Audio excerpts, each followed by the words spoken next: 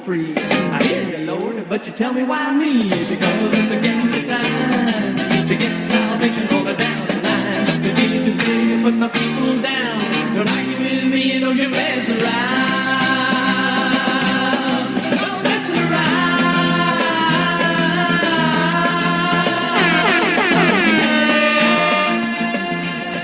Well, it's really Presbycast, and we're really early. We're an hour early.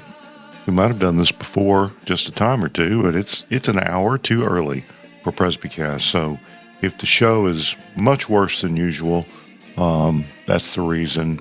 And if it's much better than usual, we're still not going to make this a regular starting time. Sorry.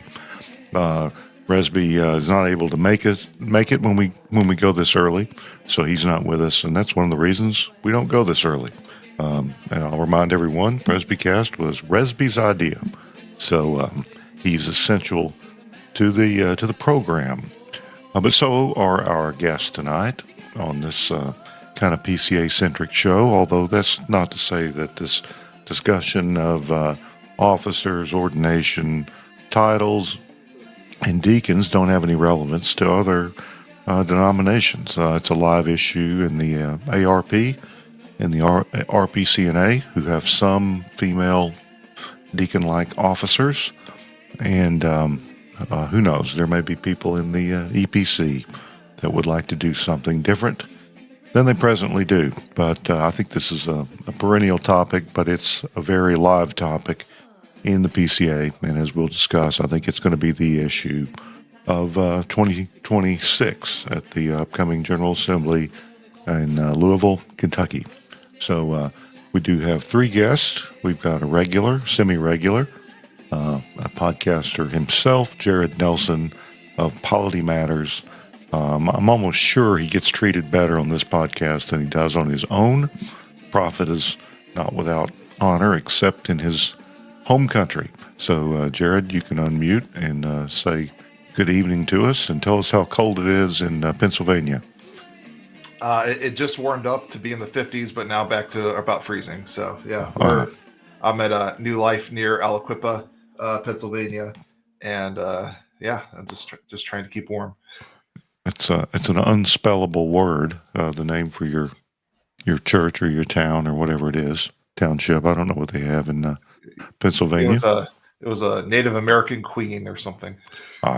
Well, but we won't call you our Native American queen. We won't do that. Please don't. All right. So, Jared, we've got a teaching elder in the PCA, and we have another. He's really the precipitating event or the catalyst for tonight's show. Some work that he's done. You can see it on the screen. Thomas Rickard. Is it pronounced Rickard, Thomas? Ricard. No, Ricard.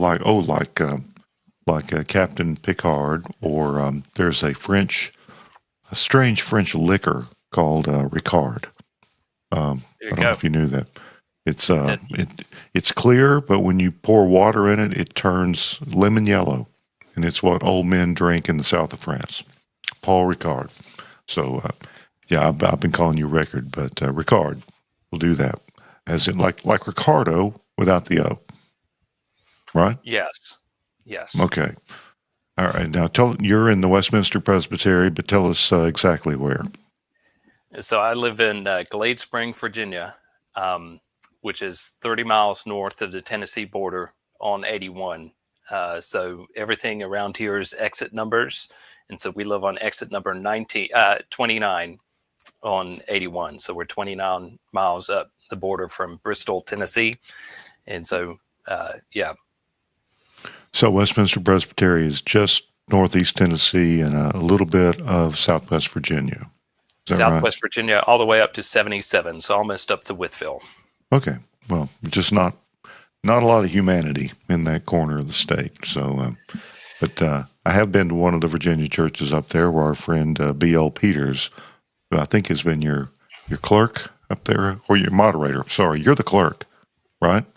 Well, he was clerk last time. I had to go do a funeral, and so BL was the person that chose the short straw. He chairs our administrative committee, and so he was the person I called upon, and he agreed to help out. Well, I've been to his church on the way to General Assembly. How did that? Well, yeah, on the way to Richmond. Yeah, that makes sense. That's what it was. All right. Well, we're glad to have you with us, and we're going to talk about some things you've written, which I decided were much better than all the many things I have written on this topic. And so that's what we'll do. But we also want to welcome Dave Sias, or Sias, like Isaias. I accept both pronunciations, both the continental and the English translation. Yeah. Hey, good to be back. David Sias, Katy, Texas. I guess I'm the outgoing moderator of the Houston Metro Presbytery. Wow. Actually, we got real Presbyterians here. Well, you couldn't get Bob Mattis, so I wore his shirt. But then you'd really have Presbyterians. But yeah, now that I think about it, I'm not outgoing. I'm outgone. Monday night was my last moderating meeting, and so I've passed the gavel on to someone else. Yeah, I guess becoming moderator is like what they say about buying a boat. You know, the best day of your life is becoming moderator, and the second best day is when you unbecome being the moderator. Oh, I don't know about that. The Houston Metro Presbytery is a good presbytery. We have some really good fathers and brothers here, and with like one exception, all of our meetings were really pretty congenial, and the Presbyterians were not too unruly. We actually behaved ourselves mostly, so I'm grateful for that. I was asked to stand for moderator once, and for a term. And I decided I knew much better than the person asking me that I wouldn't be any good at it. So I said no. And but we've had a string of good ones. We've got a ruling elder now who's extremely competent and know my limitations. But lots of, I'm sure, Jared, have you been clerk or moderator of your presbytery? I have been moderator. I would not take over our clerk's job because it's Jay Nykirk, and he would do a better job than me. Yeah. Okay. So there's a high functioning ruling elder. I guess we'll give Dave the same credit for high functioning. Well, no, actually, you're actually right. Having someone like Jay Nykirk as your clerk makes it so that almost anybody could be the moderator. So in my case, I have an extremely competent clerk by the name of Eric Monti. Some of you may know him. Eric is a terrific guy and a very, very competent clerk. And he kind of saved my bacon on more than one occasion. So as long as you have a competent clerk, you can get by with almost any dummy as moderator. And the Houston Metro Presbytery just did. So. All right. So we'll get on with business here, but B.L. Peters, who's up there with you, Thomas, he says, being moderator is not as bad as owning a boat. So your nautical mileage may vary, we might say. All right, so we're here to talk. We did a show on this general topic a few weeks ago, or maybe a month ago, but I can sense the tension rising on this issue. I know of overtures on each side of the issue that are coming. I know of some overtures that have been tried before that are going to be recycled, it seems.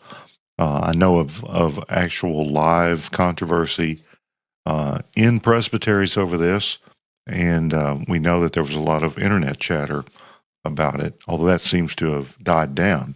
But the range of practice and understanding and regard for these issues in the PCA has become apparent, for better or worse.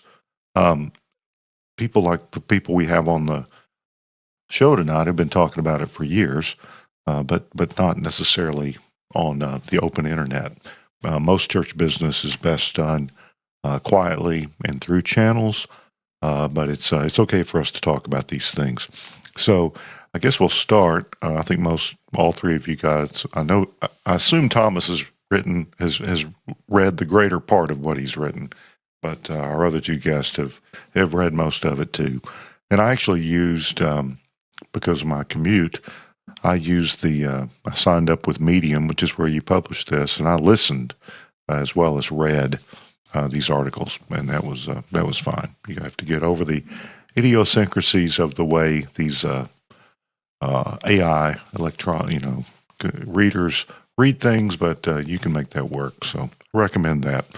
But Thomas, as I read what you wrote, and there's 5, 6 articles now, and you're going to have 2 or 3 more, at least. Yeah, I mean, I don't know. I might just keep on writing. If other people might help, I write a lot, but most of the time I don't publish it because I just get it off my head and down onto paper. And so sometimes I'll send something to someone else, but maybe not as polished. But we'll see how far it goes.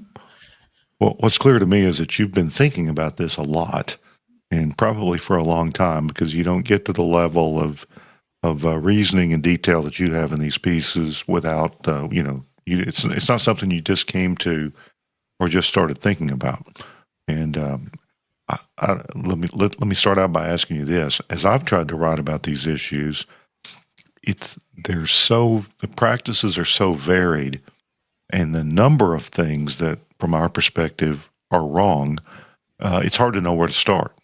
You have to go through the principles and the provisions of the PCO very carefully and slowly, which is what you've done here, to really describe it.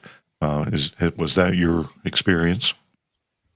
Yeah, I think when you're talking about the ways people can imagine things, it's endless. That's why Dr. Kerr at RTS, he said, when you get Bible-believing people together, even in their different interpretations of the Bible, they're going to come to similar conclusions. Once you start going into the liberal spectrum of things, you just have no idea what they're going to come up with in their interpretation of the Bible because they're so variant. And so what I've sought to be able to do is really focus on what we have written rather than all the variant practices that are about there, and specifically trying to challenge what I think is maybe the most articulate and reasoned position of the other side of that non-ordained commissioned deaconess, and trying to think, if this is the best practice of it,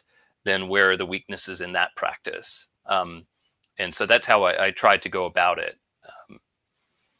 Well, you were far more measured and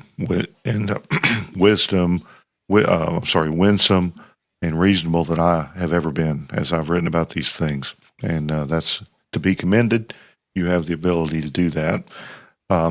Your first article was called "Christ Officers Are Sufficient," and as I have, you leaned heavily on that underrated and overlooked part of our book of church order, the preface and the preliminary principles. It's a very important part that most people skip over, but really it makes some radical claims about officers and Christ Church and His provision for His church. So let's just talk about what you wrote generally in this first article. Christ, the officers, the offices given by Christ are sufficient. Yeah, so I think that when asked to describe what Presbyterian polity is, I think often we'll go, well, it's elder rule, that it's presbyters that are ruling, or that we might go to distinctives of practice like infant baptism or covenant worship or other things like that, where we say this is what we're known for. I think Presbyterian polity is best summed up with the understanding that Christ is head and king of His church. That's what Presbyterian polity is. And as king and head of His church, He has given and instructed and blessed His church with the opening says there's 3 O's that He gives: ordinances, officers, and officers and oracles. And so He gives those things to His church. And specifically, when we're talking about offices, that's what we see in Ephesians chapter 4. Paul begins in Ephesians chapter 4 and explains that what unites us is that one baptism, one faith, one hope, one spirit. But then he goes into the diversity of the body, and he says that as Christ ascended into heaven, He then bestows gifts upon His church. And the gifts that He says He gives the church is that of apostles and prophets, evangelists, teachers, and shepherds, and teachers. And the purpose of those gifts that he gives his church is then to equip and train people for ministry.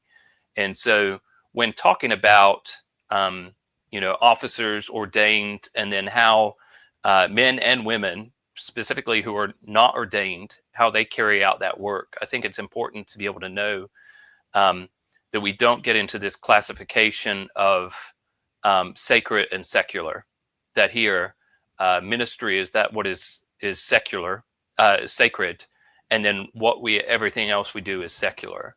That was one of the downfalls with the Roman Catholic Church, is they saw the elevation of the priesthood and downplayed the ministry of the work of people. But Paul continues to be able to say that the shepherds and teachers are to equip the saints for the work of ministry. So the whole church does the work of ministry. And so he gives those officers to be able to help equip the church for ministry. And so I think there's we often, I think, move towards this business model of organizational structure. And that's what I think ministry turns into. You need professionals. But that opening statement, I think, is very, very clear that Christ has given us those officers and the office. So he's given us the office of elder and deacon, and he's also blessed us with officers in the church. He gives both. Yeah, so not everything about our church is simple. Our processes and our order when we come to judicial matters and the trials and things like that, they're necessarily complex. But there are but two offices. We are a two-office church. I think one of the things that's opened the door for some of these things in the PCA is there are a lot of guys who really would tell you that, well, I'm a three-office guy. They don't really buy the one office of elder with two classes. There were even guys at General Assembly who would mark out TE and write pastor on their name tag as a silent protest, passive aggressive. I think I would say more than silent. But we only have two offices, and that's simple. And we only have two sacraments. Rome had 7. How many different types of officers Rome has, I don't know, half dozen or more. The Anglican Church is very complicated. I mean, ask someone to explain to you the polity of the ACNA. Even the people in the ACNA can't do it. It's not well defined. It's open ended. It's kind of local option. Same with Lutherans, really. The LCMS is that it's not none of it's as simple as ours. Yet we want to clutter it up. And you talked about the corporate model. People want to replicate corporate models in the church, I'm afraid, where there are a lot of titles and where it's very egalitarian, almost by law these days. But I think you were near this point earlier. This is a divine thing. It's a different organization. It's supernaturally given and defined, and we should not expect the church to look like our workplace or a school or university or the military. It's a different thing altogether. Yeah, if I could just say, I like the fact that Thomas has been highlighting what is it, the fourth paragraph there in the preface. I think it's so often overlooked. I think it's worth even reading. Where this is in our BCO before you get to all the chapters, but in the first part, fourth paragraph, Christ as King has given to his church officers, oracles, and ordinances, and especially has he ordained therein his system of doctrine, government, discipline, and worship, all of which are either expressly set down in Scripture or by a good and necessary inference may be deduced therefrom. And to which things he commands that nothing be added, and that from them not be taken away. And I think we forget sometimes that we believe in we'll talk about the regular principle in terms of worship, but there's a sense in which that applies to the church. Now, there's certain things, committees, whatever way that you do things, what time you meet, that are left to the light of nature, but the offices are not left to the light of nature. To the broad categories of the government of the church are not. And if we believe that Christ is king over the church, I think you're reminding us there of something that perhaps we've forgotten. Yeah, and you make a lot of that, Thomas, of this idea that it's all given by Christ. But yeah, you say, as others have said, we really have a regulative principle of polity, not just of worship. But I'm afraid sometimes we don't. We're not much better at honoring the regulative principle of polity than we are with the regulative principle of worship. Of course, we're going to disagree on that.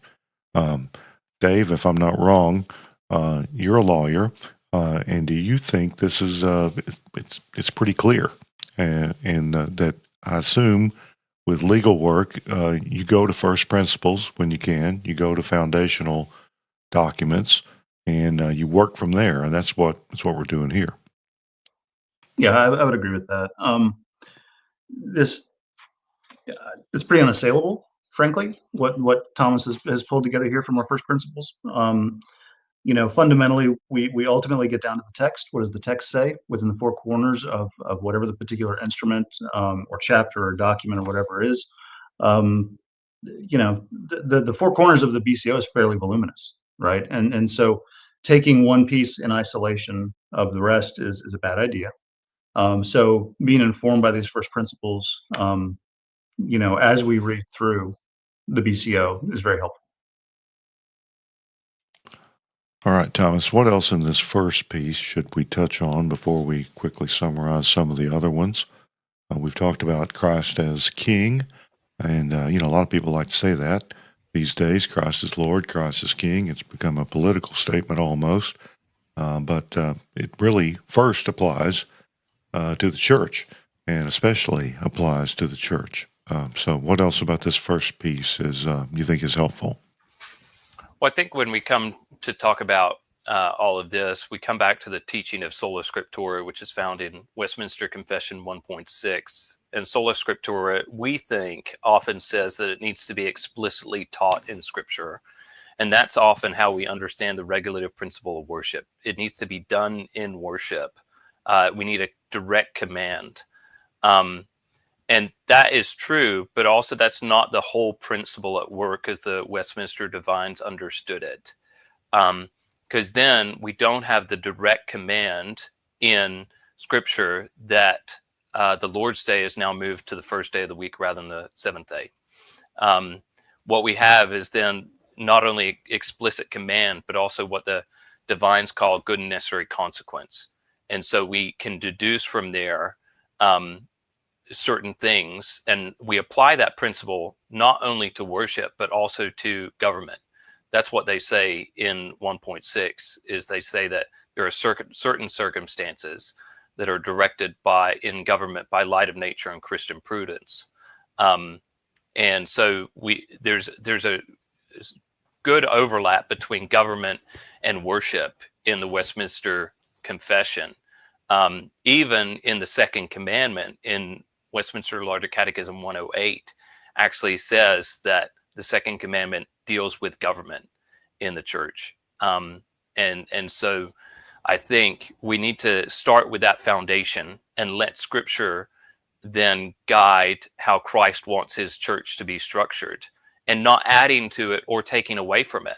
So in some sense, when we add additional officers, and people might say, well, they're not technical officers, but in function and form, maybe they might not be classified that in your definition, but if that's what they are, they're performing those functions that are given to shepherds. That's one of the key things in chapter 8, is that they are shepherds. That's what they're called in 1 Peter chapter 5, in Acts chapter 20. And so what we see is they're given, so we don't want to add to it, but we also don't want to take it away. And I think there's a danger that in that adding to or potential adding to, we're actually taking away from what they are. If there are two officers and we live out the mantra that a woman can do whatever a non-ordained man can do, and that definition of what can an ordained man do, often that's a very small list. They can vote in meetings, they can administer sacraments, they can preach, and really it comes down to the teaching elders are how we view ordained officers, administering the sacraments and preaching, maybe administering discipline through a session. But realistically, we're losing what the diaconate does, and we're diminishing what the diaconate does. But in the structuring the church, Christ has given us both. That in Acts chapter 6, when the foundation of the diaconate comes, the technical term is not there, but that's where we see that beginning structure. It's not then the elders just say, let's just stop doing mercy ministry. Let's stop helping people's bodies here on earth. Let's just focus on word and prayer. They say it's so important. We need a whole nother group of people to attend to this care. And so they establish the work of the diaconate. And that's the practice that continues in churches. In Philippians chapter 1, you see elders and deacons. And there are qualifications in 1 Timothy chapter 3, elders and deacons. And so we need to stop making the diaconate just a small little, we're helping people out. It's a very important, very vital part of how Christ has structured his church. And often I think when deacons only focus on buildings and budgets, then they lose their main purpose that they exist. And so I really think that, we need to come back to this principle. How does Christ specifically and explicitly command his structure, his church? And let's stop trying to invent new ways. Christ, as I said clearly, his offices are sufficient. We don't need to add to or take away from what Christ has given. Yeah, and so what we call the officers, how we describe them, how we present them, how we portray them, how we choose them, and it is all very important for that reason. So, Dave, if I'm not wrong, in law, some of the standards are, what would a reasonable person make of this, and what's that called? You're not expecting everyone involved in maybe a class action suit or something to have read all the constitutional documents of all the parties involved. There's kind of the what would a reasonable person assume, or what care would a reasonable person take? What's that called? Right. I think you're referring to what's known as apparent authority. And the principle there is that if, like you said, a reasonable person would perceive the authority being represented as being on behalf of or in the stead of the body or the corporation that is being represented, then it's sufficient in some cases to bind the company to that. And so this is sort of a feature of corporate law. If you have a company of 12 people, you probably have one person who's authorized to bind the company, maybe two. If you have a company of 8,000 people, you're going to have some more people who are authorized formally to bind the company. But not everybody is. And so I've certainly seen situations where someone goes out and signs a document they shouldn't have signed because they didn't realize that they don't actually have the authority. They don't have a power of attorney, or they don't have some sort of invested formal authority from the corporation. Nevertheless, the law would uphold that instrument signed by that person because that person held themselves out, even if not formally or sort of notoriously. The act of them signing off on something like that shows the counterparty, that third party who didn't know better, right? It shows them that this is real authority on behalf of the corporation. And so, I think what you're getting at by analogy is, if we're putting people forward from the church who seem to have similar responsibilities, or they seem to have similar titles, or they seem to have substantially the same duties. Maybe they were brought up to the front of a worship service and introduced, or a congregational meeting. They were introduced as being part of some sort of diaconal team. I don't know what all the terms of art that people are using. That it really looks like these are people who are invested with authority to act on behalf of the church, maybe to act in ways relating to discipline, maybe to act in ways relating to shepherding or care of the church. And we shouldn't forget, and I think you touched on this, Thomas, that the office of deacon is a spiritual office. And so if we start saying, we typically think about it as, caring for the property, caring for the people, caring for widows and orphans, doing mercy ministry, things like that. But it is fundamentally a spiritual office. And so, when we start behaving as if all these people can be deacon adjacent, or we don't ordain any deacons, and we just have a batch of people who all seem to be doing those responsibilities, then it really starts to look like all of these people have that authority, and that the session has approved it and the session has put it forward. But I may be skipping ahead. I think. Well, I'm going to drop a legal term on you. If it looks like a duck and quacks like a duck, most people are going to think it's a duck. Now they don't know what species it is, but it's a duck. So yeah. And let me get this in, because I may forget to mention it later. I've been thinking about it, and I've implied it a couple of times. We're not down on people who want to serve the church.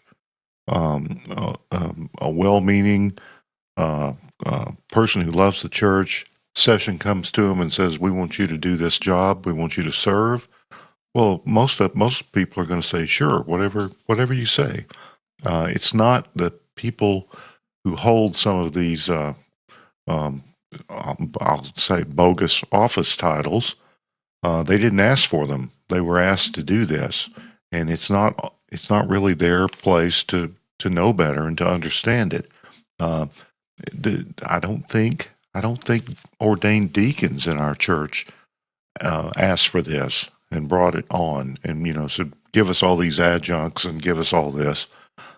It's the sessions, it's the elders of the church, but usually it's the pastor leading on these things.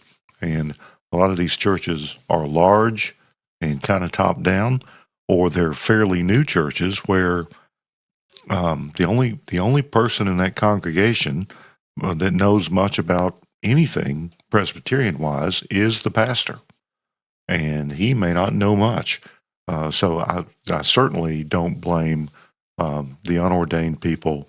I think it's the elders who should know better and should order the church properly. So this is not bashing any faithful servant of the church. It's more about what the sessions are doing.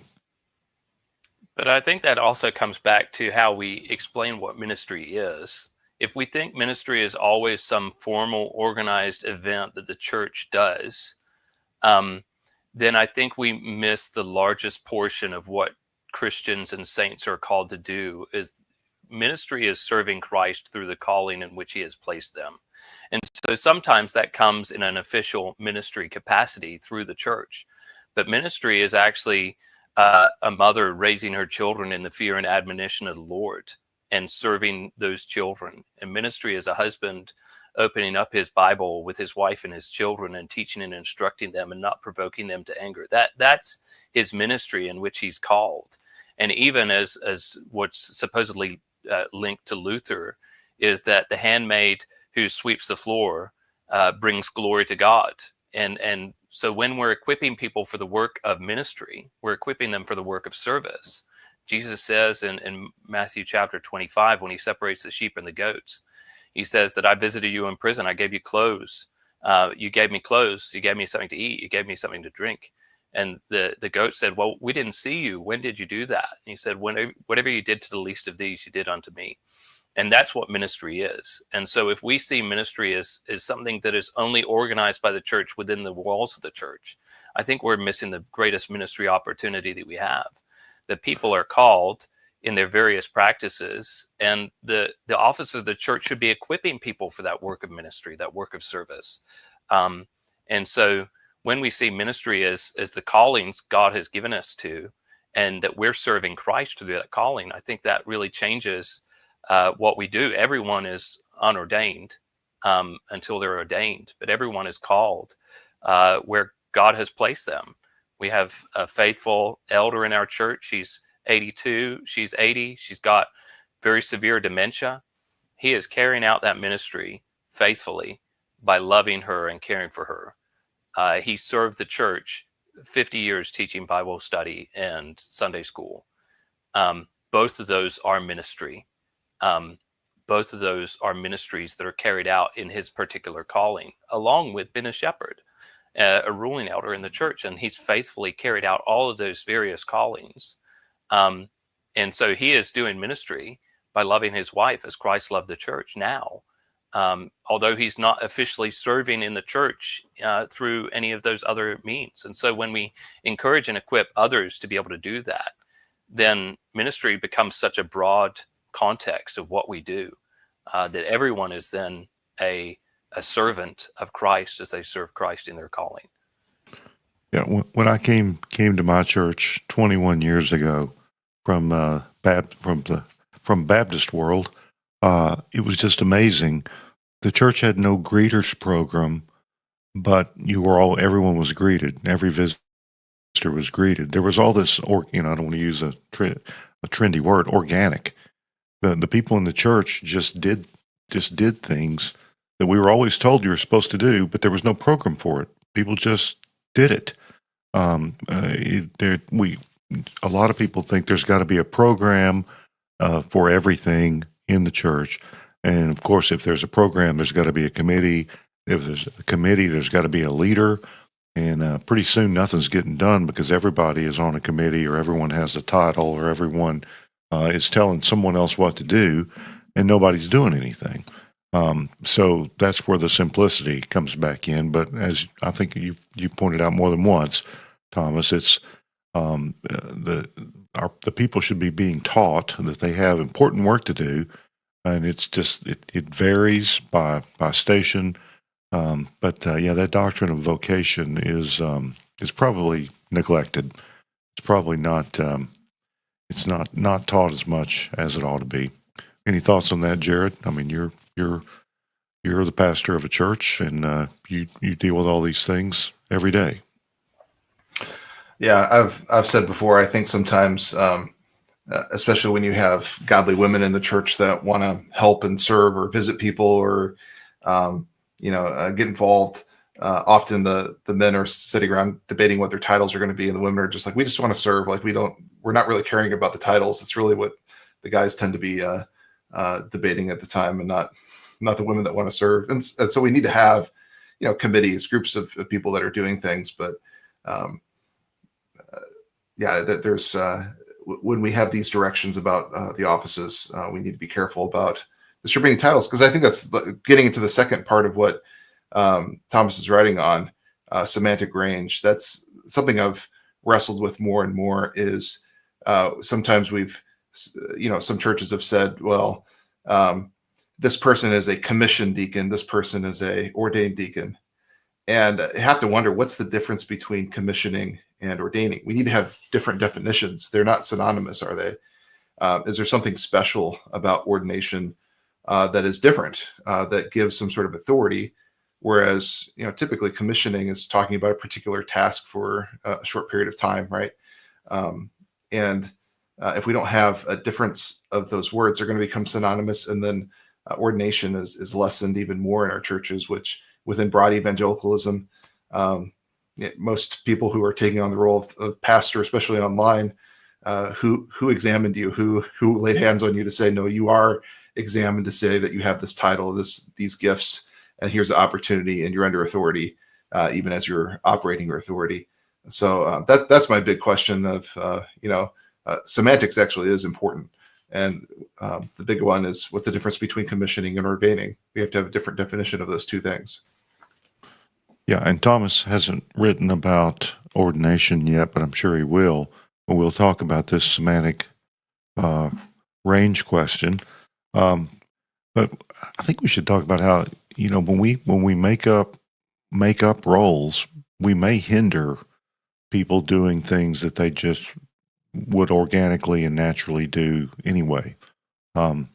Many years ago, when I served as a deacon for only 2 years, and we should make the point that deacon is not junior elder, and that everybody that serves as a deacon as a young man is going to automatically become a ruling elder one day. I did, and it often happens, but it doesn't always happen, and it shouldn't always happen. In fact, maybe it should be a lot rarer than it is. But we have this category in our BCO called deacon assistants. The session can appoint men and women. I think maybe in the earliest days of the PCA, it was women only, and it was sort of maybe trying to smooth the transition from the main line to the PCA. But we in several years ago, and I don't even remember the year, maybe it was 10, 15, 20 years ago, we made deacon assistants who can be appointed, not elected, appointed by the session. We made that a thing. Well, I went to a woman who, without any direction of her own volition, she was basically taking care of all the old ladies and widows in the church.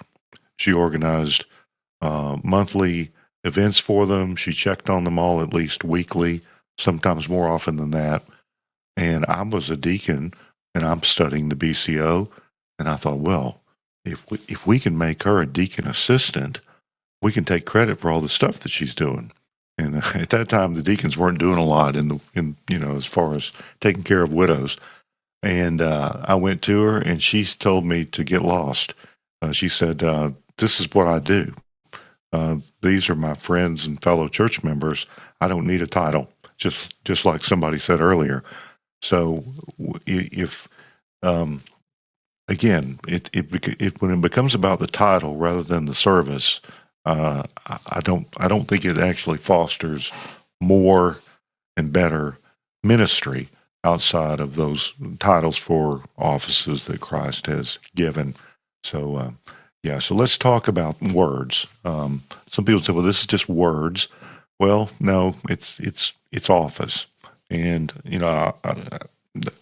when we have some churches that only ordain elders anymore, we have churches, admittedly, it was admitted on the floor of General Assembly, that they don't ordain deacons because they think they should be able to ordain men and women, and they can't. So, as a concession or somehow to as a protest, I don't know, they don't ordain their deacons anymore.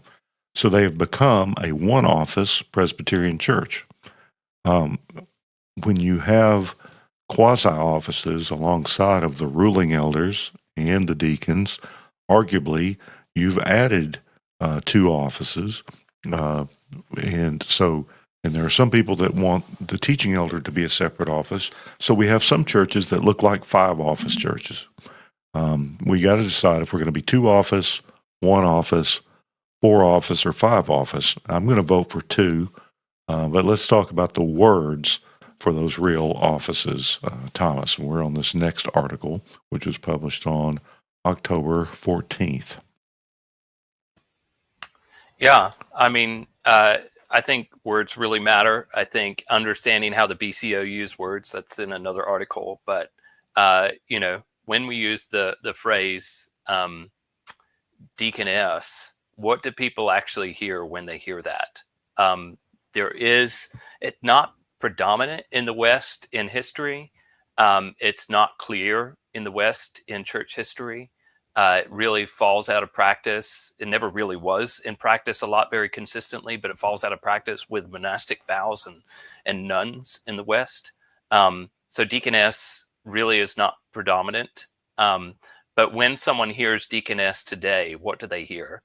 Just hypothetically, say if the Westminster Confession of Faith had a chapter and said that what the BCO says, but had it more open, maybe what some people might like it, that there's 2 offices in the church, elder and deacon, and that the office of elder and deacon, or even just deacon, is open to men and women. and someone comes to the floor and says, I've got to state a difference. I believe that women should be called deaconesses rather than deacons, as the hypothetical Westminster says. What ruling would the presbytery give out of our 4 categories? My assumption would be that it's merely semantic. I doubt many presbyteries would rule that and say it's more than semantic, but out of not striking at accord with the fundamentals of our system. And so we have this term deaconess, and then all these other phrases that I think people, I don't think they're applied similarly. But what does deaconess actually mean? A female deacon is how people hear it. Most people don't know about the historical practices in the church in the West. Yeah, and you make the good point that it's weird to take a Bible term in the Greek, diakonos, and to sex it in a way that the Bible never does. I'd never heard anyone make that point before, but the reason, I mean, we're going right back to, we're sort of making up a Greek word here for this, and I've never heard that point made before, but you have to be careful how you use Bible words. Yeah, and I mean, that's most of the words that we get. Why are we called Presbyterian? Well, it's a Greek word that we get that from. Why are they called the deacons? It's a Greek word they get that from. Even pastor stems from, the Latin of shepherd. And so very similar, even an overlap similar to Greek. Even words like saints, like that's a church term that we use to be able to call all the people in the visible church. That's a Greek word. And so now we're coming up and we're saying, well, it's not an office, but we use a very similar nomenclature to be able to evaluate how it comes up as well. Again, going back to what Christ has given in his church, people will say, well, Paul calls Phoebe a deaconess. Well, I think, again, they're not looking at that language, and the PCA has an understanding of what that word means. We've already said that we don't believe the office of deacon is open to women. And so that phrase is used like the 24 other times in the Bible as servant. There's only 4 times it's used where it's translated as deacon.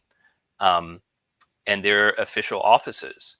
And so, even in Ephesians chapter 4, where Paul says that equip the saints to be able to do the work of ministry, that work of ministry is the work of diaconate, work of service. And so, yeah, I think that being very clear about what these are and what the BCO does say. The BCO is not silent on the office of elder and what the titles are given and what the functions are. Read through chapter 8. It goes after time and time again that they're overseer, they're bishop, they're shepherd, they're pastor, they're teaching. These are the phrases that we use to be able to explain the office of elder. And they're rooted in biblical convictions. And so too with deacon. It's a very specific phrase. And I think it's unwise, particularly if we're trying to reach people that haven't been brought up studying church history. When they see a deaconess, what do they see and what do they hear? It's a female deacon in their mind, just like a waitress and a waiter, an actress and an actor. Yeah, and that was a great point too. The actress thing. I've never heard anyone make that analogy, but that does help explain it a good bit. Go ahead. Well, yeah, I kind of had a question in terms of maybe a little pushback. I'm interested in what you'd say, Thomas. So within this, you acknowledge there's a bit of a history in the RPCES, and in the RPCES, which was absorbed into the PCA, or joining and receiving, but really absorbed into the PCA. In the 70s, they had a debate over this in their synods, and there was an overture to have women deacons. And what the synod ended up doing with that was saying, no, you can't have women deacons. But then they acknowledged there's some churches that have deaconesses, and that's, I'm trying to find the exact wording here. It said, we affirm the right of a local church to have a separate body of unordained women who may be called deaconesses. And so that's in the history of the RPCES. I think it was alluded to in the study committee. From my perspective, I don't really have a whole lot of sympathy for churches that say we have women deacons because the BCO says you can't. I don't really have a whole lot of sympathy for we have, under commissioned deacons, or we don't have a diaconate. But I wonder for churches that came out of the RPCS, they've always had, they had this in the RPCS. It never made it into the form of government in the RPCS, we should say. It was just, kind of pious advice of a couple of synods that would say this whenever they asked for women deacons. They said, no, it's almost like we have women deacons at home, they're deaconesses, or, but they never said yes to ordaining women deacons, but they did say, at least by a synod pronouncement 50 years ago, deaconesses. In a different denomination. Yeah, but some of those churches came into the PCA, large churches, maybe in Philadelphia area. What are your thoughts though on that? Of like, because I agree with you, it's unwise. What do people hear when they hear that? But what do those churches do that say we've had this practice for a long time? We feel like people understand it. Maybe they don't. Like, what would you say to a church if that was a pushback or an objection that they had? I'm just interested to get your perspective on that. Yeah, let me say three things, if I can remember the three things that are in my mind. The first is that my understanding when joining and receiving happened, they joined the PCA and everyone became the PCA. There was no churches that were then grandmothered in. And then if you apply that logic and say, well, we're going to grandmother this church in, what part is grandmothered? Their practice that continues, or do the people who were deaconesses remain deaconesses? I think that's something that I'd push back. When I first started, that was my major concern, the use of a title of deaconess. As I've researched and read more, that becomes less of a concern to me, particularly if it's an informal thing that the session select and appoint godly men, women specifically, and call them deaconesses in an unofficial capacity. What do you call men? That's a challenge. They're male deaconesses. That's right. That's what I've always said. But I am more and more concerned, not merely just about what you call them, what title you give them. I think it's unwise, and unless people know that, and it's very, very clear. But when you start to be able to go through the whole process and say, well, they're elected by the congregation. Well, election in the BCO is very, very specific. They're trained alongside deacons to be able to do the role and function of deacons. They're nominated, elected, trained, elected. They're installed alongside deacons, and they take vows like deacons. We pray for them, and we set them apart, and we give them a charge, but we don't lay hands on them. We're going to call them deaconesses. But recently, the church took it all down. But there were pictures posted on Instagram of a church where there were unordained people. We know this because they were women laying hands on elders who were being installed. It was just, but it's so eclectic. It's all non-standard. You can't go in the book and get instructions for these churches that install deaconesses along with deacons. And when you stop ordaining your male deacons and then you just install them, there's no differentiation between the males and females searching. But again, we get caught up. We're dudes. We talk about the male-female thing. Ultimately, ordination is the matter here. And I hope we'll talk about that before we finish. But it is so confusing. It's almost impossible to quantify and define. And another problem I have, there's no standard way to accept for the session appointing deacon assistants. When my session does that, we appoint them for a year. And then if we don't reappoint them, they don't serve anymore. It's not like an office. But there's no way, there's no standard for removing these people. If they're elected, can the session remove them? I mean, that's an issue. If the congregation chose them, can the session unchoose them arbitrarily? But if these people who were elected or appointed by non-standard practices, whether they're males or females, they've got no standing in the courts. There is no special, if they go in the BCO and start looking for how can I be removed, what are my rights and duties, it's not in there because the local church made it up, and the local church can't modify the BCO willy-nilly. So there's so many layers of problems and the hypotheticals. I mean, sooner or later, the SJC is going to get a complaint from a deaconess or a non-ordained deacon about how the session treated them, and the SJC is going to say, "We can't help you. You're just a church member, and you don't even have standing here." So it's to me, it just it makes my head hurt. Maybe it's making other people's heads hurt as well. So, and that's what I keep on coming back to, is there's all these hypotheticals. And so back to Jared's question, can you use that term? Well, if it's going to cause confusion and division in the church, then why not just use a clearer term that we see in our BCO, like diaconal assistant or assistant to the diaconate? 9-7 is very, very clear. And if churches were just to be able to sit down and say, okay, how do we do this? Instead of going through all this process, the session selects and appoints godly men and women of the diaconate to be able to help and assist the deacons in specific functions, caring for the sick, visiting particular people, helping those in distress. That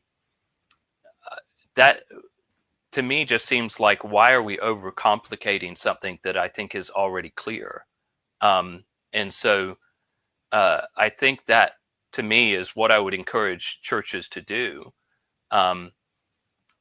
Maybe you do have a practice of deaconesses, and maybe it's very, very clear. My assumption is that this practice is not merely just RPCES churches who joined and received under the PCA are grandmothered in. My assumption is this practice is probably coming into more newer churches that are being planted and established. And so again, I just, why all this confusion when we have something clear? Why add extra burden to the congregation to be able to nominate and elect people when it's put on the session to be able to anoint and select? You said anoint, appoint, not yes, anoint. Select Yes, and appoint, yes. yes. We don't keep oil in the session meetings typically, but Oh. yeah. Well, I do have some respect though for those who want to do an overture, who say, I think we do need to change this and have some sort of scriptural reasons. New York, Metro New York was at least thinking about doing that a few years ago. And you at least have to respect, okay, we're going to put our money where our mouth is in doing something like that, rather than trying to get around the process. I think it's, as I was researching that, because I wrote an article on that, RPCES, there was a presbytery that eventually said, hey, can you put the deaconesses in the form of government? And the Senate was like, no. So never did make it in the form of government, even in that form. So let's talk about the right way to change it, which is by overture and by amending the Constitution, which is not easy. In 2018, as Jared said, New York Metro Presbytery, they had an overture. It was about 11 pages, because you have to change a lot in the directory for worship, about how to install officers. It affects many parts of the BCO. They voted and approved that overture from the presbytery. It got posted on the GA website, and then it was withdrawn. And I don't even think the presbytery met to withdraw it. I think they just somebody got in their ear and said, this is not going to fly, this is not a good idea, and it went away. I saved it because it was of interest to me then, just as it is now. I've shared it with some of you all. And we're not going to talk about which presbytery or even which part of the country, but we're given to understand that at least one presbytery, maybe two, maybe 2 churches and 1 presbytery, have written overtures that will be considered by presbyteries to make women deacons, a unisex office of deacon. And that may make it to General Assembly this year, and it may not. It's going to be a big deal if it does. I think the chance of it passing is very, very small, but it's going to create a lot of discussion, and that's one of the reasons we're doing this show, to get ahead. I mean, it's only 6 or 7 months to General Assembly, so it's not too early. It's not too early, is it, Dave, to start with this mania that we have? Certainly not. No, it's never too early to think about overtures. For not that you serve with someone who doesn't think about them all the time. I have no idea what you're talking about. Me either. No, let's just stack them up like cordwood. No, I think there's something to that, and let's have the overtures. Let's have the conversation. Let's reason together about this. Let's see what's really going on. It's possible. I don't think it's likely, but it's possible that I'm actually in the minority of the PCA, and that you've got a bunch of churches and elders across the denomination who actually think we should have female deacons. And it turns out that we're actually sort of this sub rosa egalitarian body, and that I'm actually out of accord with my brothers. And it would be useful to know that. And it would be useful to have the conversation. This is one of those times when, I'm not sure that overtures is the best way to do this, because, that's that sort of delegated assembly, right? Where you've got a couple guys from every presbytery who go in, and some things just never even make it out of overtures. They don't get to the assembly, so you don't get to talk about them. But in any event, that's a more honest way to go about it, right? I get the sense that with the way that some of these churches handle these things, where they won't put things on their website. I mean, I came across a church somewhere on the East Coast, maybe Maryland, I'm not sure. So this was a couple months ago, because I was just curious, where you can look at this very slick modern website that includes sermon audio. It includes, automatically loading videos and all these things. You can sign up to do stuff on. I mean, this is not like a Windows 95 website. I mean, this is like a legit website. But you couldn't find the name of the pastor on it. And you can't tell if there are more than one pastor. You can't tell if they have officers at all. They don't list anybody. And you wonder, are some of these churches doing this because they just don't want to be hassled? They just don't want to deal with the problem. And the problem being, I guess, certain of us who would cause trouble about it, who would make a report or would file a complaint. And so maybe we're the baddies. Since a year and a half ago, when the titles overture passed and was ratified a year and a half ago, there have been a lot of churches take things off their website or clean, and some have have cleaned it up and are using proper terms now. But it's actually illegal to call an unordained person by the title of an ordained office now. That's a change, and someone on our panel tonight was probably wrote that overture, but we won't say who it was. But that was a big deal, and it's prompted things. It's stirred things up, and it's going to bring this issue to a head. And I think this year, in 2026, when I say this year, this coming year, so that's the constitutional process to change things. Is to bring an overture requesting amendment. But what rubs me the wrong way is I think we've imported secular politics and polity into the church when we try to change something by civil, or in this case, ecclesial disobedience. We're just not going to follow the book. We hope other people will adopt our practice, and pretty soon it's just become a fact. And it's kind of a dialectical process, push and shove, the constitutional way and the way we want, and they collide, and something new emerges from it. But it's all informal, and it's all off the books. It's an influence operation. And I think it'd be all right if we were protesting something very important civilly. I don't think we need to disobey the police, but there's a kind of, in extreme cases, we could say, no, we're not going to comply. We saw that in the civil rights movement. We see it sometimes wisely, sometimes unwisely, with the anti-abortion protesters and movements.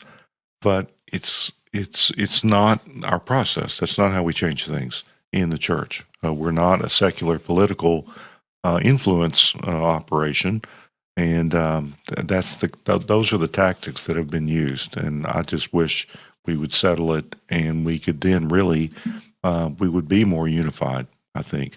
Well, we're unified by the way we worship and what we believe, but there's a lot of nuance in our doctrine sometimes, and we know there's a great existing freedom of worship that's always been there.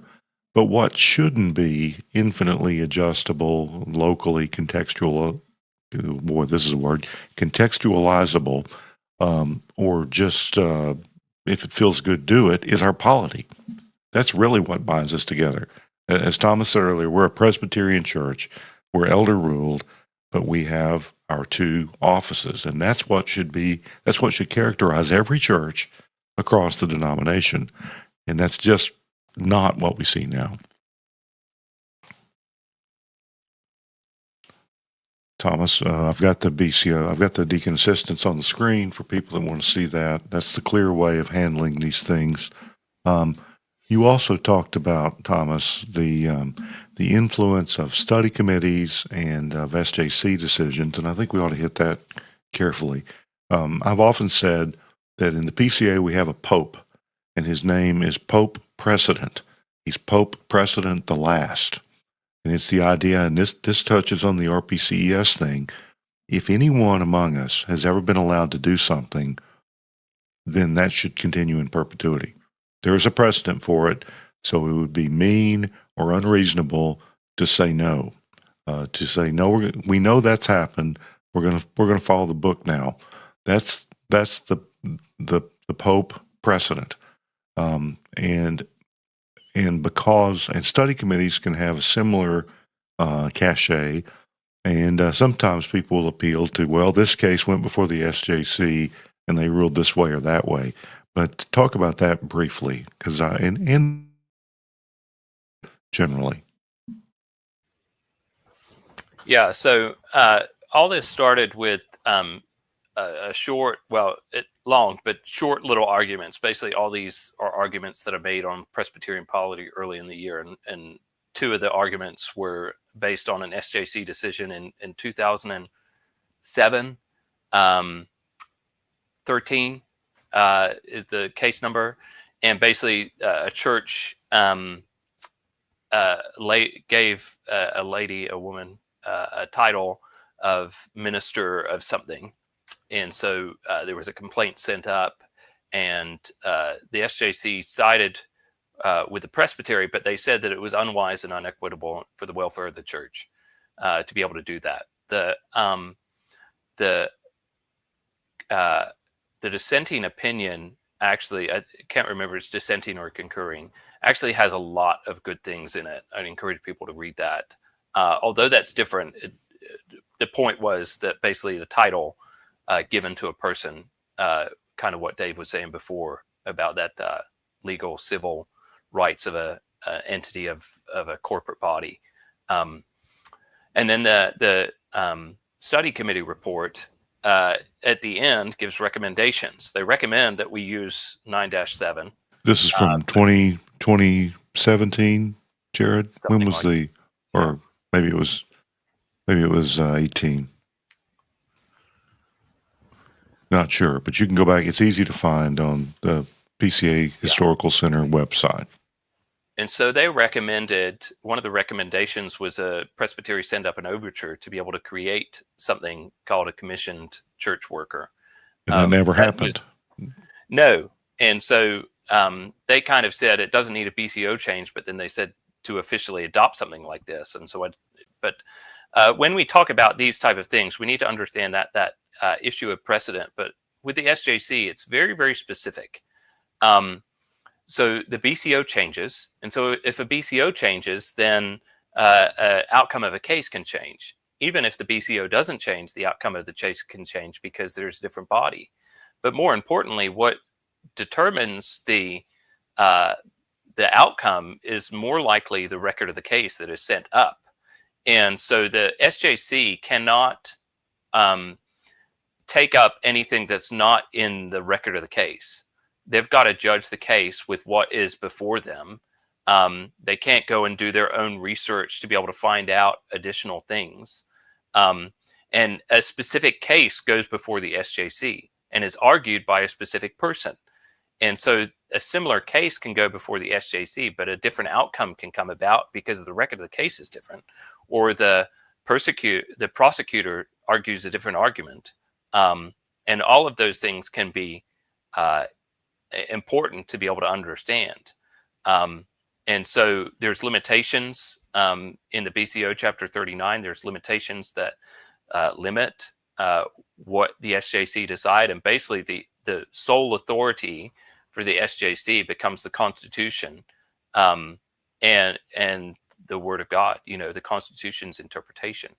And so an SJC decision, even if two identical cases went before the SJC, that doesn't mean that it stands. But also the SJC doesn't have to follow precedent either, as well. So I think that's important for us to understand that if we think that this is going to be solved with an SJC ruling, I don't think that is going to be the case. And then study committee reports, they're very interesting. They come before, they're written by about 7 or 8 different people. They come before an assembly. We get an hour presentation. We get to be able to read the report. Imagine if someone said, I want to go through and amend that and strike certain lines and to change certain words. That would be a very long process. But the point that I make in this is that we don't even have that standard of requiring people to submit to our, through good faith subscription, to every line and affirmation of every statement and proposition in our standards. And yet some people go and turn to a study report and say, see this line here? That supports my case or my reasoning. And so we need to use those things, SJC decisions and the study committee reports, for what they are: helpful guides and aids to the church. Even again, a directory for worship.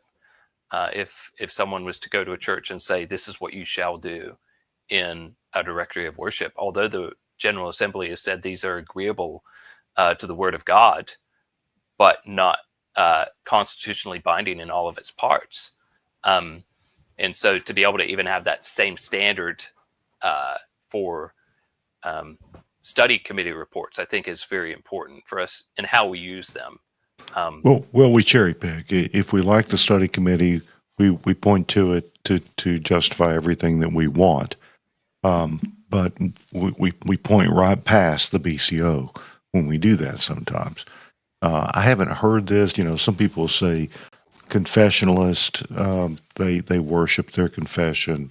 They make an idol of the Westminster Standards. I haven't heard a lot of people say that, well, you guys worship the BCO. But if we value order and we think it's biblical and we've taken vows that we agree with it and we're going to abide by it, we shouldn't apologize for leaning on our order and pointing to it first. I think, probably the most respected and important of all the study committees was the Creation Study Committee. That is used a lot in examinations for ordaining and licensing officers, but even that is not binding. And Thomas, your presbytery proves that. You all have a different, a narrower view of creation views than that study committee does. I mean, your presbytery is an embodiment of the fact that study committees don't rule us.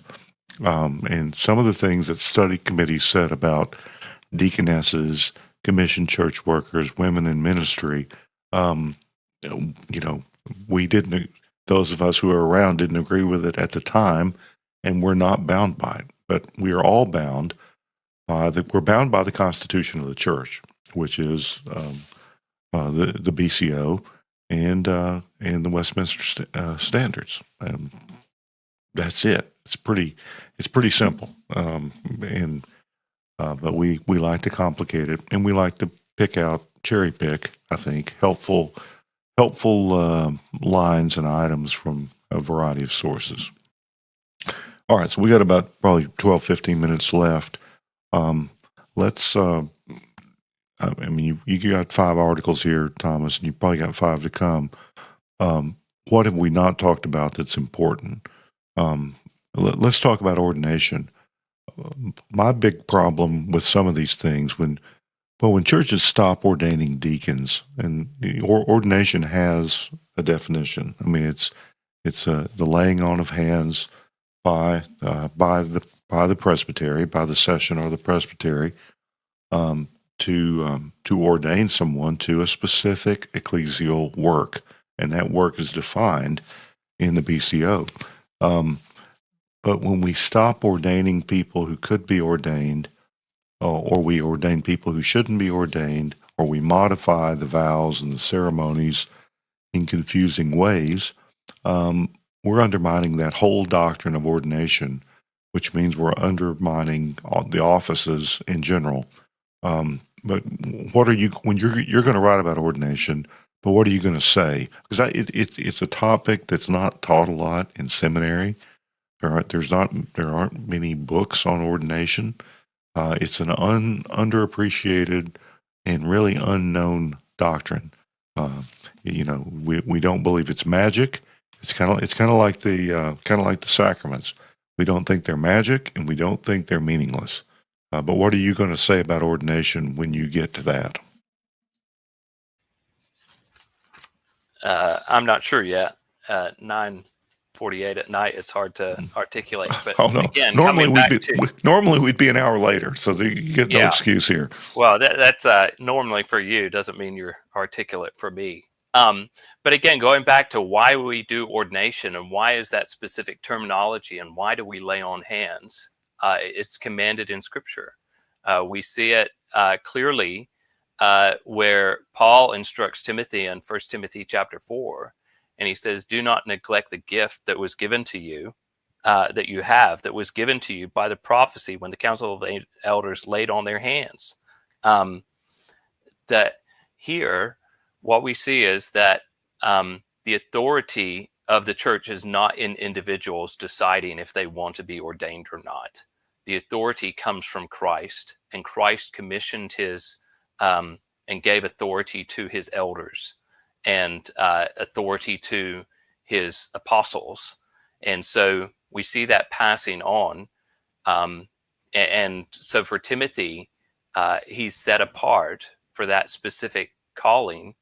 And Paul is holding him accountable to that.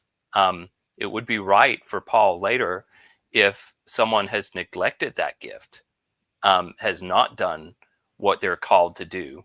That's a disciplinary offense. Even in our BCO, if a minister doesn't carry out his duties of an ordained elder or deacon, that they're called to live out what they're set apart to do.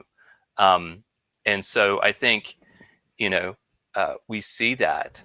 But again, that authority doesn't lie within a person or even specifically a body. What we're saying in ordination is that the church has elected you to that authority. The people have elected you, and now we're installing you to that call. You can't be ordained and not installed. You have to be installed to a call. And so we see that at work in in our life. And when we just merely think that it's this hands-on, if you touch someone, then they're ordained. But if you don't touch someone, then they're not ordained. That's a very superficial understanding of what we're doing in that. Well, now, so, we talk about hands-free technology. Apparently, there's such a thing as a hands-free ordination. In 2009, when Tim Keller sat down with Ligon Duncan and they talked about these issues, Tim Keller admitted that they no longer laid hands on deacons, but he considered them ordained. And it confused me then, and it still confuses me. And so we have apparent ordinations without the laying on of hands. We have people that say, well, this is not an ordination, but it sure looks like it. And we have people who are called officers who are not ordained. And every office in the PCA, both of them, are ordained offices. There are no unordained officers. And you make the case pretty convincingly that the whole commission thing is pretty suspect. And it's really, I think we could say commissioning is a hands-free ordination. So it's just confusing. That's the first thing. But I think it's worse than confusing ultimately, because it undermines. And there have been overtures in the past that have not made it very far that would require churches to report whether they have ordained, share with us the names of your ordained officers. The BCO says that a church without deacons is in crisis, and that should be a temporary. If you read all the passages in the BCO about this, that is envisioned as only a temporary situation, and it's such a serious issue. If you don't have deacons, which is ordained, qualified men, all the duties of the deacons devolve to the session. Dave, you're a ruling elder. Would you like to, in deference to some principle, stop ordaining deacons so you don't have any, and now you have to do all the deacon things too? Are you interested in that? I'm not. Although, were that the situation, and I believe the language of the BCO is that if it is impossible, yes, for any reason. But I think the key word there is impossible. And so, if it's impossible to have deacons, then yes, I would do what I'm called upon to do, and hopefully with a happy heart and a good attitude, which is the phrase we use with our kids for the last dozen years. How's that working out? Pretty good. Pretty good, actually. Okay, good. You want to talk about mantras? It's sort of like a mantra. They know it's coming. In any event, it's interesting that because Thomas, you do pick up on this in at least one and maybe two of your articles, that you in some churches, right? And I think that has to be like the preface to every one of these statements. In some churches, it seems that they do have elders, and they have some sort of diaconal something or other, which is a batch of people who may or may not be ordained, probably not, but they're male and female. Maybe they have gospel workers, whatever the term of art is. But if they're not ordaining deacons, one thing that occurred to me in the last couple of days reading through your articles again is there anybody who says that deacons should not be ordained? I can't imagine that anybody would say, no, you should not ordain deacons. No, I've heard that. I've heard that it's such a difference. How did they justify that? Well, that because they don't have authority, which our PCO says they do have some authority, and the vows when deacons are installed, there's a congregational vow that actually where the congregation promises to obey the deacons where that's within the purview, where it's appropriate. But I've heard.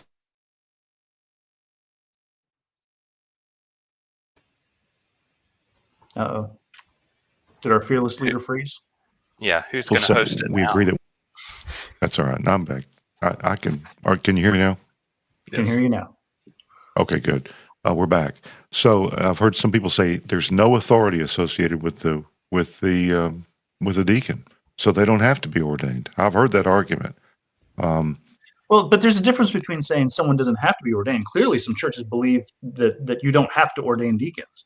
I guess what I'm asking, and maybe this is sort of a pointless question, is there anyone who say you should not ordain a deacon? But really, I'm not sure where that goes, other than to say, you've got this batch of men. So let's just take a hypothetical church that has elders, but then they also have, I don't know, 8 or 10 gospel workers or diaconal team members, or whatever you want to call them. Mercy team. Mercy team is the most common current term. Sure, and so half are female, half are male.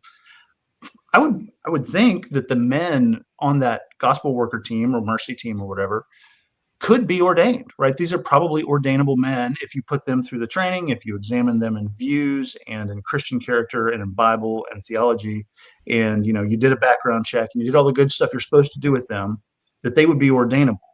But now you're choosing not to ordain them. So you could ordain them, and then the females on that team, they could easily be deacon assistants or assistants to the deacons or assistants to the general manager, deacon, or whatever it is. You could do that. But they're choosing instead to just not ordain anybody in that sort of diaconal kind of role. And it seems like they're really parsing it. You use the phrase, Thomas, loophole legalism. I mean, it seems like that's the phrase of the year so far. I like it. So one thing I'll say, Thomas, that you get a lot of credit for in my mind is your use of alliteration. I appreciate that very much. It makes it memorable. I like it. So thank you. But it seems like they're saying, well, the session doesn't have to do all these things because it's not impossible for us to ordain a deacon. We're just choosing not to ordain a deacon. It's totally possible. We're just choosing not to do it. And I'm sure they don't put it quite that glibly. They're probably not quite that flippant about it. But it does seem like we're parsing things awfully finely here. Yeah, and I think that's one of my concerns with all of this, is that this is kind of when we start reading what is clear and start making it ambiguous. I think that's that's not good. And why do we ordain people to offices? Because that's what Christ is told. In Acts chapter 6, they tell the congregation to nominate people, 7 men, to the office. Okay, maybe they're not deacons, but what are they then? That seems to be the function of what we see. And what's the function of a deacon? We have it here, I think, would spell out that they're to help devote themselves to that duty so that the elders can focus on word and prayer. And what we see is that they, in verse 6, they set them before the apostles and they prayed and they laid their hands on them. They ordained them. Our BCO says in 17:2, ordination is the authoritative admission of one duly called to an office in the Church of God. And so if we're going to say that, ordination is the authoritative admission, so we're saying you are set apart for that responsibility. But going back to the preface, Christ has given not only the offices, but the officers. He has given the offices, plural, not 1, 2. And if we're going to have a 2-office view, and elder is 1 office and deacon is another, then you can't lose that S. Christ has given 2 offices, but he's also given officers, specific men that he gifts his church with to lead and guide his church, godly, qualified men who shepherd his flock and administer mercy to those in need in our church. And so back to that principle that I think it's so vital and important, that Christ has blessed us with godly deacons. And if we're not ordaining them to that position, and specifically as Christ has taught us in his word, and how our BCO agrees with that understanding, that's concerning. And why are we doing it? I mean, again, it's hard writing all of these articles not to be able to delve into motives of what the other people are thinking. But yeah, why? Christ has blessed us with these things. And why do we think that we're not blessed by them? And that the church just merely, Presbyterians and Puritans didn't merely just sit down and say, you know what, let's just add some things to our book of church order and practices because, we don't know much about it and we've always done it. They went back time and time again and said, what is it that Scripture has taught? And ordination and the laying on of hands, the prayer, the charge given is an important part of installation as well. And so, I think, again, Christ has blessed his church. Why would we rob people from what Christ has given to his church? Yeah, and let's reiterate, there's nothing wrong with women. There's nothing wrong with people who can't be or aren't ordained. But there's also nothing wrong with Christ's provision for us. There's nothing wrong with the Bible's teaching about these things, and I don't think there's anything wrong with our BCO. I think it's I don't know. So there was a famous description of evangelicalism back in the 20th century. It talked about a morbid restlessness, a lack of contentment, always looking to change or do something differently. Godliness with contentment is great gain. In that, there is great gain. We should be content with the provision of Christ for His church. That's what you just said, Thomas, and we should humbly comply with our order and change it if necessary by the slow, difficult constitutional process that we have. And that's about all. And again, we focus on women, but ordination is the first issue here. And it really kills me when we quit ordaining people who should be ordained. Yeah, can I kind of underline that in that I think you're right that we need to do some more work on ordination. There was an article that came out, it was like 4 years ago. Friend of mine named Adam Parker, who wrote an article that was called "Brothers, Ordain Your Deacons," and one of the things he pointed to was Bannerman's treatment, which is about the longest treatment that we have. It's about 15 pages in Bannerman. That's our whole doctrine of Reformed ordination in the English-speaking world sometimes. But we think about ordination sometimes as like authority. We might think about it as bookkeeping to have the right people written in the right slots. But Bannerman makes the point of we think that in order to do these things, that God has made these offices and gifted people. And there's something about ordination that is it's not a sacrament, but it might be something of a minor means of grace that we're asking God to bless these people the Hebrew for ordaining was to fill your hand. What we're doing is we're asking for God to gift the people who are being ordained with the ability to do these things. And what are we robbing the people who are asking to do those things of by not ordaining them? Ordination, there's more to it, I think, than what has been given credit for. And it's not just about bookkeeping. It's not even, I think, just about authority. It's about obeying God and the gifts of God.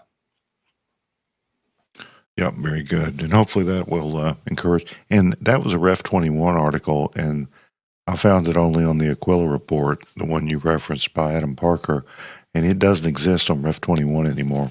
So we need Adam Parker, if you're listening, update that article and publish it somewhere new. It's on placefortruth.org. They just moved it. Oh, okay. Well, maybe we'll find that and post it. But he could still update it. It'd be a good thing. And he came from an area, he's ministered in an area where there's been lots of conflict over some of these issues. So he's come to his convictions after great struggle and probably making himself unpopular a few times. So speaking of unpopular, we're it. But we don't want to be noxious about these things. We want to be fair, but it's a difficult issue. If you read through all Thomas's articles, he's incredibly charitable, and I like that. He's better at that than I am. So Jared's pretty charitable and moderate too, but it doesn't come through in print with him quite as well as it does with Thomas. So I want to thank you all for joining us tonight. There's much more that can be said about this, and if, as I say, this is the issue of 2026, we'll be doing more shows about this. You're going to hear things. You're going to hear of controversies and rumors of controversies, and you're going to see overtures posted. And we'll try not to do it, every other show, but we'll return to this issue. So thank you all for joining us. And we miss Resby, but he'll be back. And thanks for all the listeners. Pretty big audience tonight. And order and decency in the comments section as well. So thanks to all of you. And I think Resby, if he were here, he would say, don't be, and I'll add, an ecclesial Erdman.